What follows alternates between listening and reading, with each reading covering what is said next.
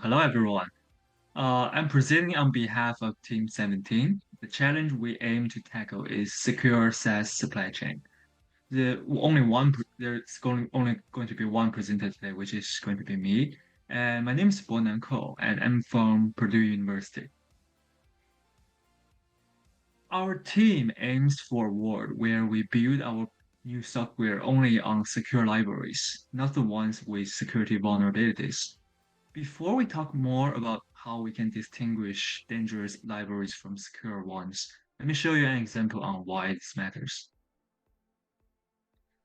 In March 29th, 2024, Red Hat, the company behind Fedora, a popular Linux distribution, found the library used in the development and experimental versions of Fedora XA2s contains a backdoor.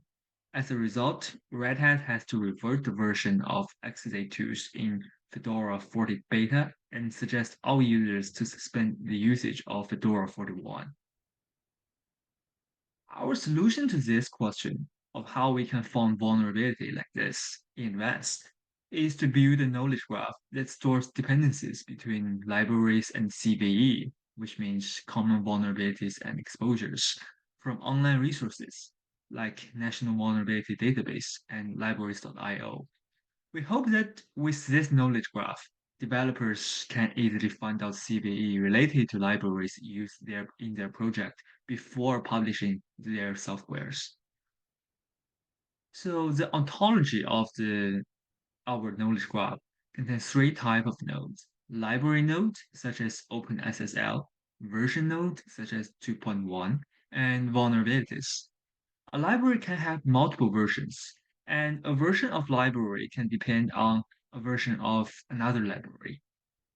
Finally, a library of a specific version may be vulnerable to CVE. So far, our knowledge graph contains only C and C++ libraries. There are quite a few of them actually, including 1,703 libraries and more than 7,000 library versions. We also use tools like CC Scanner to identify undocumented C and C++ dependencies.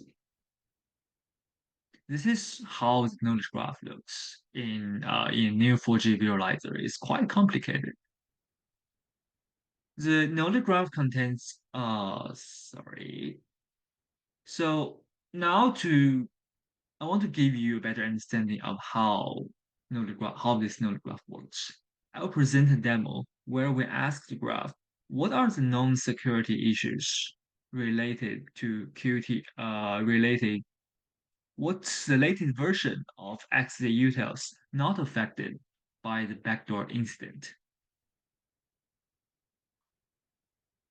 So, by converting our knowledge graph into RDF and use this Apache Fuseki uh, online server, we can have an interface where we query the knowledge graph with programming languages. So this is the query we use to ask the graph what are the known security issues with Qt version. What are the latest version of XAUtils not affected by the backdoor incident? So if this works correctly, it should give me nothing but only one version number that is not affected by the backdoor incident, which is with the highest version in our knowledge graph, which is for 5.4.6. That's the end of my presentation. You can find our dataset, source code, and models on GitHub and Hugging Face. Thank you.